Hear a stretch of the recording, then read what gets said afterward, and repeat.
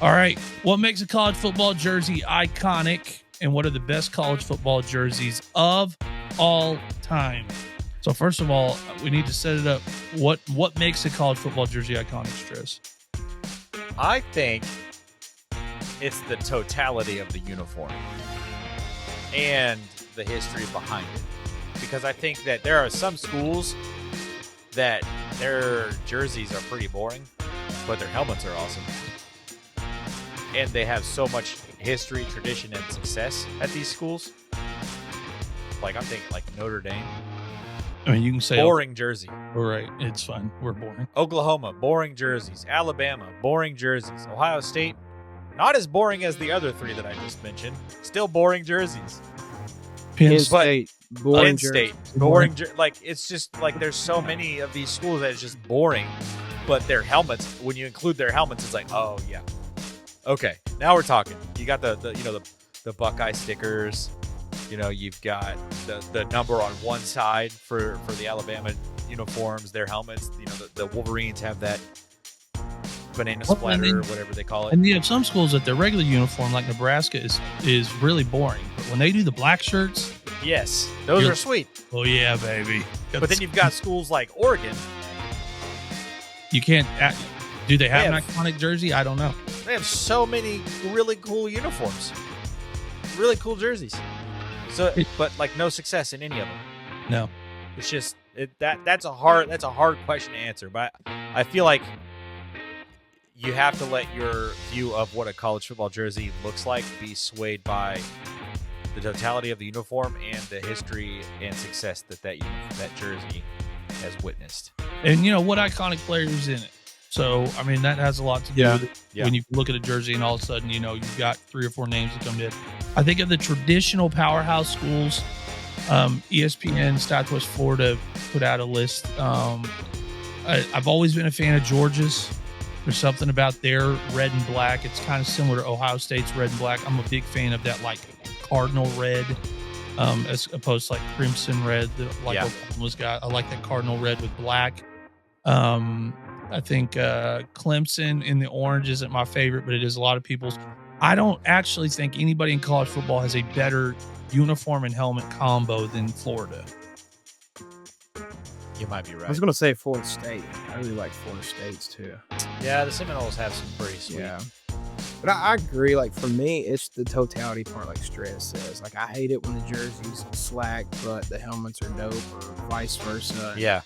Like, I still think one of the best helmets, at least of last year, and I was so happy to see them step up instead of just using the chromed out helmets like they do every year. It's WKU.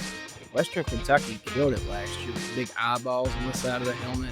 Yeah. So I thought they could have done a little bit more of the jerseys instead of just, plain red or whatever. But yeah, when it's a full package, you get tired of like,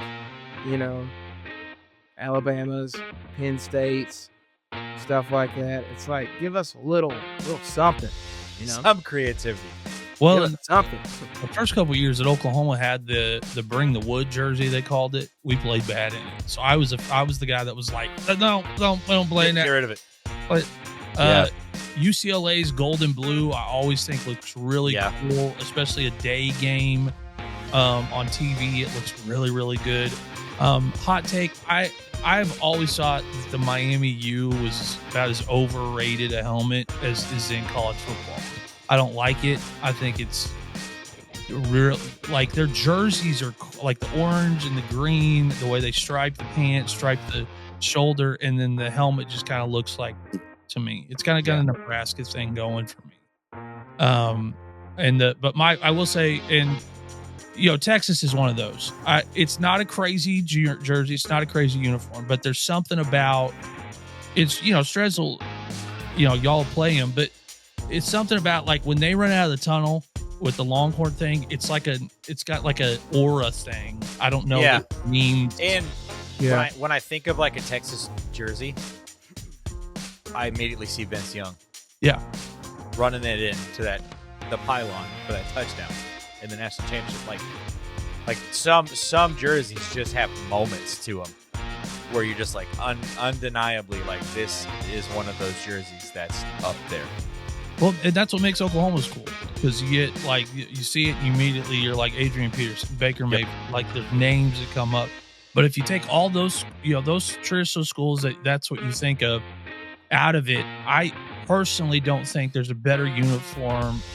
The two schools I think have the best uniform all in for me personally is Ole Miss and North Carolina. And I know that those, Ole Miss, I guess if you think, well, now you think Jackson Dart, but I guess Eli Manning. But I like the powder blue with the red and the white. I think it looks those are nice. But North Carolina, I mean, and the fact they were the first school that had the jump man, and then they had the whatever the pattern is. Like I just always thought those were really, really cool. And they're a school that, traditionally doesn't mean a whole lot, but it does that. But on this list, I think people will get mad if we don't mention LSU is very popular. That's true. I feel like gold and purple is kind of like a rare combo, and it really sticks out too because LSU has had some prolific talent wear their jerseys. And we got to ask you, because you're a Big Ten guy. In the Big 12, Texas always had that aura running out of the tunnel. Notre Dame have that same aura. If you're a Big Ten team that has to play them in your regular season, they run out of the tunnel. You're like, that's Notre Dame. Those are gold helmets. Yeah, I feel like the whole Golden Dome thing or whatever they call it, like there is something to it. I think that there like it's and it's so plain, and they're one of those schools that doesn't have names on their jersey, which I think's cool. And they do it in the postseason if they get there. But they don't have the name on the back of the jersey the whole season long, which is so rare now because so much of college football, we've talked about this before, is so much like me. Like the name on the back is more important than the name on the front. But like at Notre Dame, that is not the case. It can't be the case. There is no name on the back. What do you think about that? That's like set the standard for them. Like, you want the name on the back of your jersey? We can set earning it to be playing in the postseason. Yeah, which is awesome. I think that's so cool. But yeah, there is something to that too, and I think I'll also give Penn State a little bit of that too, especially when you're in like their whiteout. Yeah, if you're at the stadium and they're doing their whiteout and it's all that stuff. You've got whoever is wearing the 11 that season the newest member of Stick City. Micah Parsons, Abdul Carter. All these guys that have ever worn 11 for that school. There's something to it too with that like navy and white in that whiteout atmosphere too. They've got it number 1 on this list. USC. Now here's what I will say. There was a run where that's who you got matched up with in a bowl game. You knew you was going to lose. Like they had a run where you were like, this is the best program in America. Yeah. You just think of that. Think back to the sidelines with Pete Carroll and Reggie Bush and Matt Leinart, and you're just like, the uniform was the exact same. It felt like every single year. Like there was no minor tweaks, no minor changes. It was exactly what it was, and it was going to stay that way. I can definitely see that. And then you got teams like Oregon and Memphis. It's got like 20 different alternatives. A new uniform every single week. Yeah, it's which insane. I would not like. I always remember, like the beginning of the season when you're putting your helmet on for the first time. Like it takes a couple days to for the helmet to kind of break in. Same thing with cleats. Yeah. Like it takes a few days for these things. Oregon rolls out in a new helmet and new shoes every single week. I'm like, isn't Nike's headquarter up there? Yeah, it's there in Eugene. Yeah. Well, I don't know how they're able to do that. I can't. That's Bill Knight's alma mater too. So, Bill Knight from Nike. We do have to give the shout out to the team up north, although Strez doesn't like them. Michigan does have a very classic, very classic. Those helmets, I'll give it to them. Those helmets are cool. I don't get people hate on them helmets. I'm like, I hate them just because of the nature of who I am. But they're cool. They're old school. I just want them to redesign their stadium to be louder, because the stadium has that many people that you want to call the big house.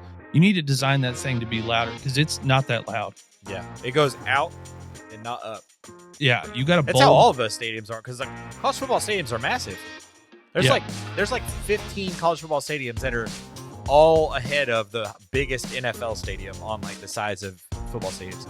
But everybody talks about Seattle and Kansas City as the two loudest crowds. I'm like, how are drunk college football fans on Saturday nights not the loudest fans in the world? Like, that doesn't make any sense to me.